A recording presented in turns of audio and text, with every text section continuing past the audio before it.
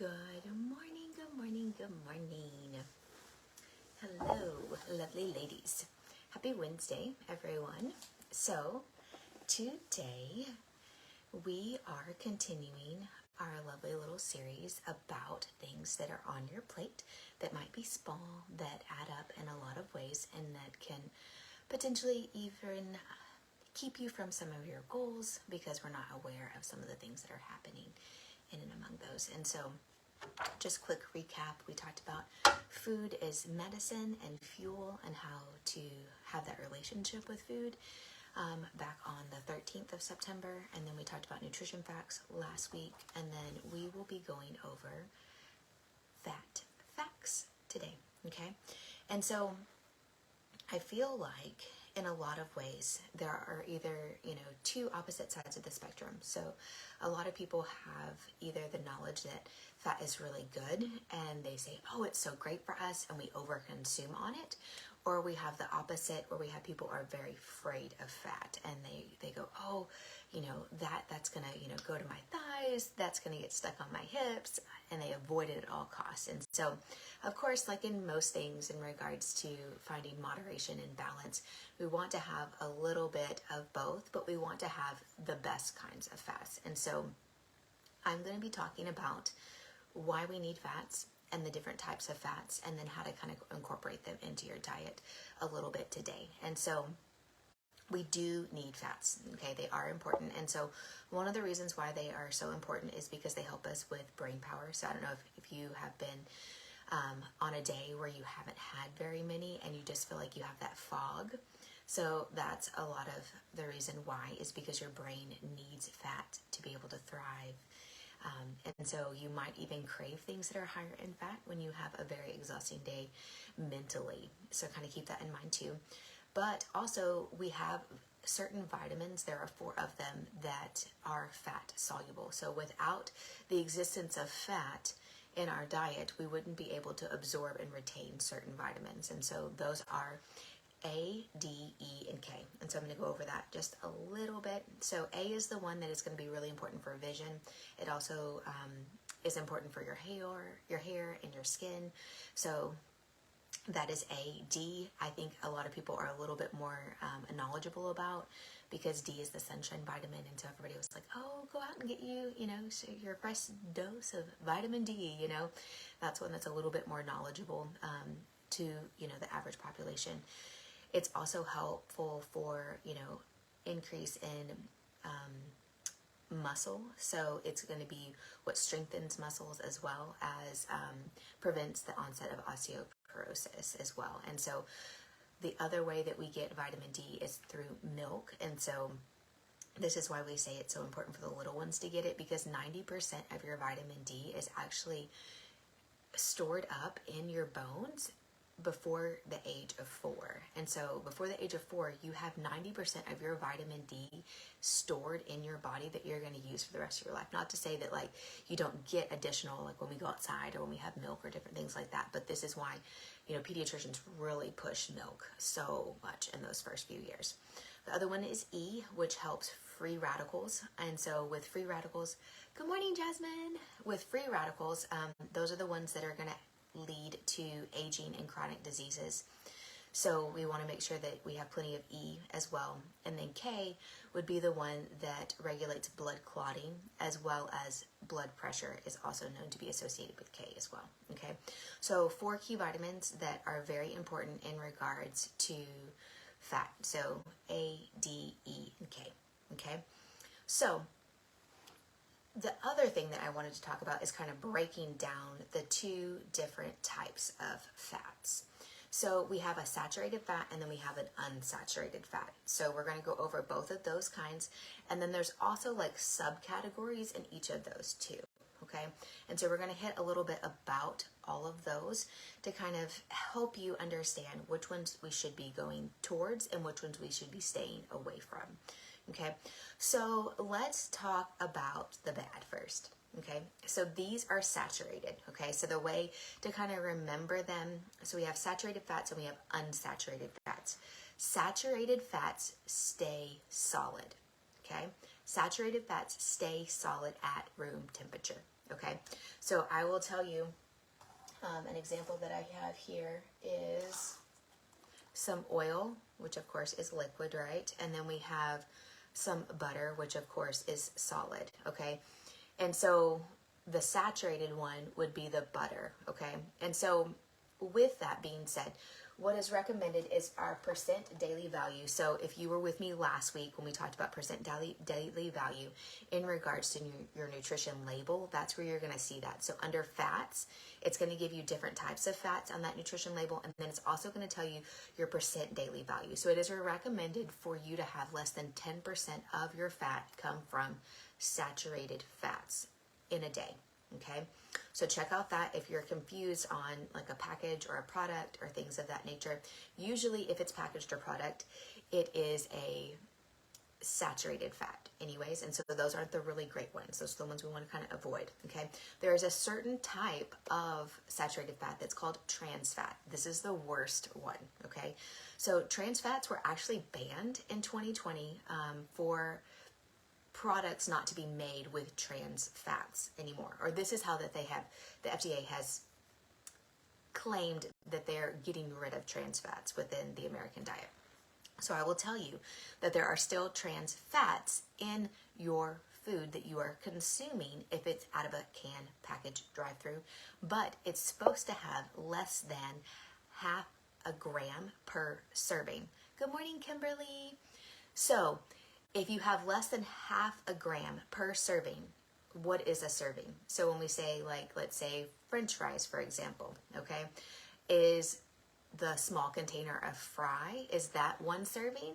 Or are they saying that a serving of fries is, let's say, 7 fries?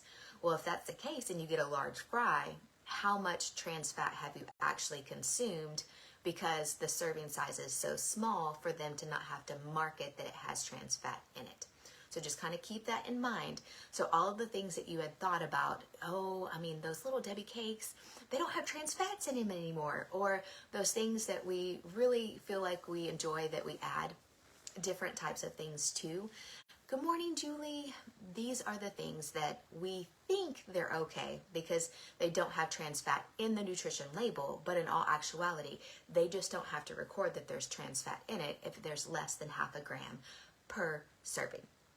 So keep that in mind. So the reason why this is so imperative to know is because I want you guys to think about this lovely straw as being an artery, okay? So when we talk about arteries, the reason why we have them is because they help blood flow, right? Okay, so we have lots of these. They go in and out through our entire body. But when we have a liquid fat, when we have something that's naturally liquid at room temperature, do you see how like blood would flow through this and your body could process this fat and it could, you know, get rid of it and put it where it needs to go and do what it needs to do with it. It knows how to use this. When we have this butter and we have an artery and we have it try to be consumed, what happens? It has a higher likelihood of clogging, okay?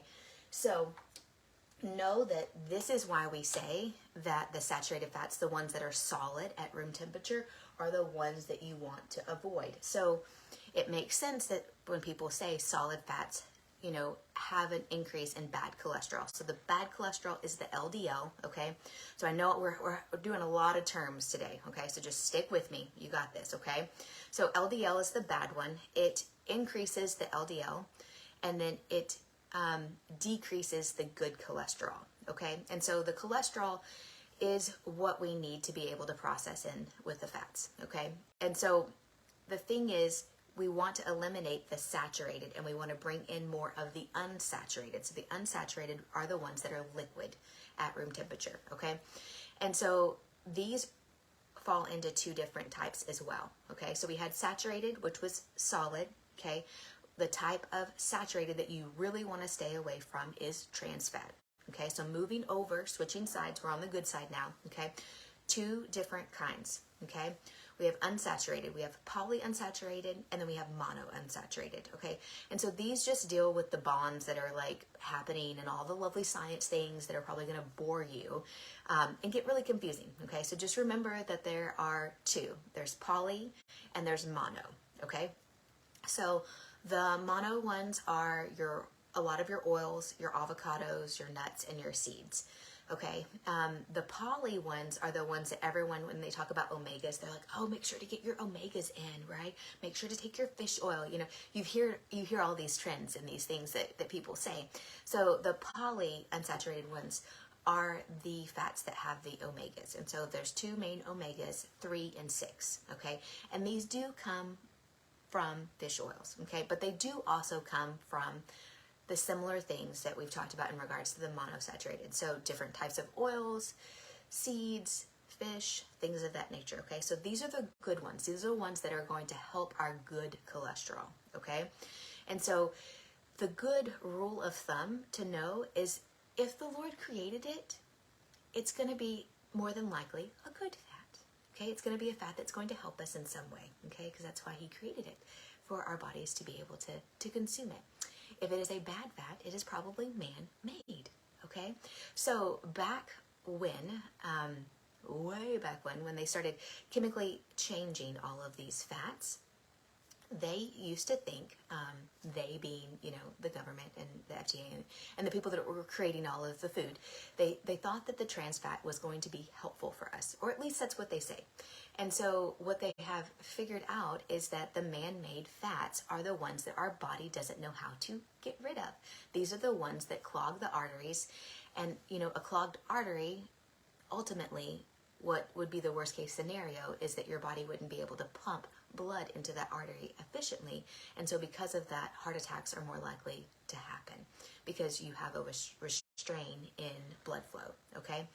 So, important thing to remember: saturated, solid, bad, okay? Unsaturated, good, liquid at room temperature, okay? These are the ones that you know, you can go out and pick up. So like an avocado, a nut, a seed, these are the things that naturally occur, okay? The other thing that I want you to remember is that just because we say, you know, nuts and seeds and avocados are really great things, they are, it doesn't take much to get what you need from them. So a little fat goes a long way, okay? So you don't have to eat an entire avocado, okay? We're going to talk about proportion sizes. So proportion sizes of fats is usually about the size of your thumb, okay? So the reason why we say a little bit goes a long way is because grams of fat per calorie. So like there are 9 calories per gram of fat, okay? When we talk about a carbohydrate or when we talk about a protein, there's somewhere between 4 to 5 calories per gram, okay? So naturally, you're going to add up quicker calorically when you have fat on your plate. So there's nothing wrong with the fat. The fat is good. That's what we've just said. But you don't need gobs and gobs of fat, right? We don't need, you know, a half cup of shredded cheese. We don't need, you know, 47 almonds. So the thing is, the fats usually don't fill us up unless we go over the recommended amount of serving. So this kind of comes back full circle when we talk about those vegetables that we have in the past and making sure that those are part of your diet as well, because the fiber is what's going to help fill you up. And so there aren't very many naturally occurring fats and fiber together. So you're going to have to put them together, okay? When you put them together, you should be able to have the recommended amount of fat and still stay full, okay? So if you guys have any questions about fats, let me know in the comments below. If you have a favorite good fat, let me know too. How you like to cook it, how you like to serve it, how you like to eat it. I know nuts are a good grab and go for me. I usually always try to put them in like a little condiment cup because let me just be honest. If I sit down with a container of cashews, it's just not going to be good, right? It's not going to be good for me. I don't know how many of you guys saw that what was that last week when Judah was eating cashews like straight out of the container at Sam's, my little list. But that is not something that I need to do for my journey. But know that these fats are good for you, okay? These are the fats that are going to be great for you to incorporate. Yes, avocado. I love avocado, Jasmine. I agree. So many of you guys have like avocado toast, and you guys tell me all about that. Or you know what I like to do is just take like an everything bagel seasoning and just sprinkle it over the top of a really good avocado. Avocados are like bananas though. Like they're really good one day, and then the second day it's like boom, so sad. It just went bye-bye, you know. I love a good guac too. So if you guys have other things that you want to tell me about your favorite fats, I would love to hear that as well. Do note that I will be back next week. I think we're kind of switching gears a little bit as we start in the first part of October. I think we're going to start going into the different parts of the body, the systems of the body. So stay tuned for that. And if you guys have any other questions, feel free to let me know if you're watching it on the replay. #replay2. Okay. Have a great one, guys. Thanks so much for tuning in, and I will see you guys next week.